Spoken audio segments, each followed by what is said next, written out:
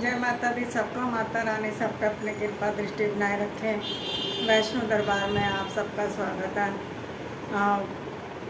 40 दिन के माता रानी के हवन चल रहे थे, इस वजह से फोकस एक ही बात पे होता तो वीडियो नहीं बना पाई। परंतु एक क्वेश्चन कई बच्चों का मेरे पास आ रहा था, तो मैंने सोचा उसके बारे में मैं ज़रूर वीडियो बनाऊंगी।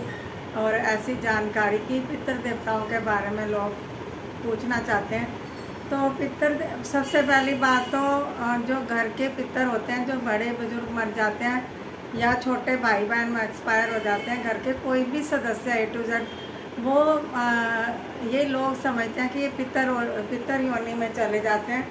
तो पितर लोक में जाना तो बहुत मुश्किल काम है, हर इंसान नहीं जा पाता। क्यों कि पितर लोक देवी देवताओं से भी जो बड़ा स्थान पितर लोक का, तो देवलोक से भी बड़ा स्थान है पितर लोक का।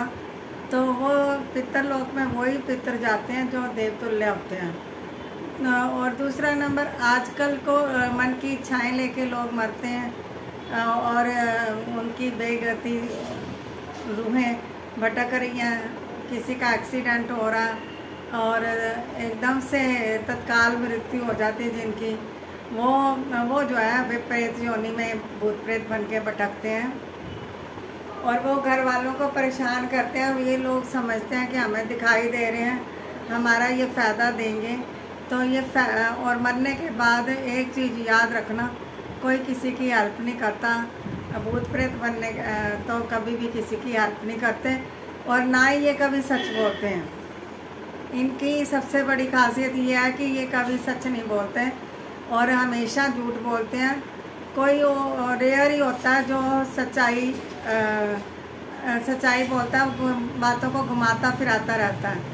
और मेरे पास बहुत केस आए, अभी 2 दिन पहले एक ऐसा केस आया था जिसके बारे में मैं बताना चाह रही हूँ कि उनके घर के 2 बड़े पितर थे। एक मलिन पितर था, एक साफ पितर था। और वो जो मलिन पितर था वो घर की बहू बेटियों किसी को भी मतलब कि बुरी निगाह से देखता था। वो जो साफ पितर था उसको उसका जो ये पूजा करते थे या भोजन देते थे वो उसको खा जाता था।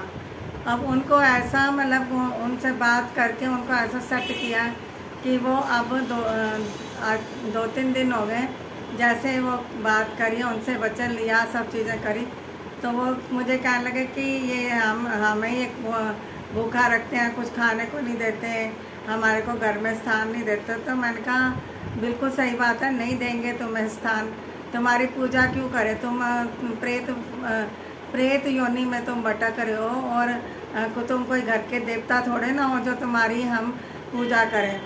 तो वो मतलब कि उनको फिर एक रास्ता दिखाया, उनको मार्ग दिखाया।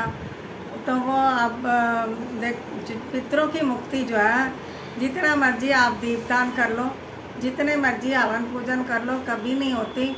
जो हमारे शास्त्रों में लिखा हुआ वेद पुराणों के हिसाब से जो चीज़ें लिखी हैं, इनकी गति वही कर सकता है जो वेद शास्त्री हो, वेद पाठी हो, और अदरवाइज़ कोई अन्य नहीं कर सकता। और के लोग कहते हैं दीपदान कर लेंगे उससे पितरों की रास्ता मिल जाएगा, और ऐसा कुछ नहीं होता। ये मेरा खुद का एक्सपीरियंस रहा है और मैंने ये सब करके देखने के बाद फिर अपने हस्बैंड की मुक्ति करवाई थी। अपने हस्बैंड की मुक्ति करवाई, अपने घर के और अन्य पितर थे, जो एक मलिन पितर था उसकी भी मैंने मुक्ति करवाई थी। और तब बाबा के दूत आके उनको लेके गए थे। तब से अब हमारे घर में कोई चीज़ ऐसी पितर दोष की कोई प्रॉब्लम नहीं है।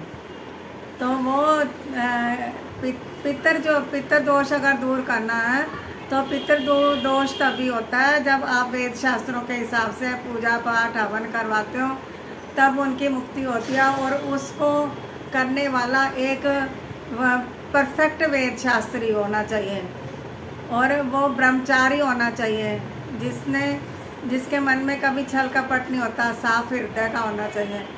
बहुत सारी चीज़ें होती हैं। जय माता दी। पितृ देवताओं को जो है पितर देवताओं का जो कोई अगर मुक्ति कराना चाहता है तो कोई ऐसा वेद पाठी ढूंढिए जिससे तुम्हारे पितरों का कल्याण हो। और जो पितर होते हैं ना, वही घर के पितर, वही घर के जो पितर और पितर ही प्रेत होते हैं, पितर ही प्रेत होते हैं। और नाम हो जाता है ये घर के सदस्य थे, और घर के पितर वो प्रेत योनि में भटक रहे हैं। उनकी मुक्ति सब आप जिसके घर में ऐसी प्रॉब्लम है उसकी मुक्ति करवाओ। और ऐसा वेद शास्त्री ढूंढो जो वेद शास्त्रों के अनुसार आपकी पूरी विधि से उसकी मुक्ति कर सके। जय माता दी।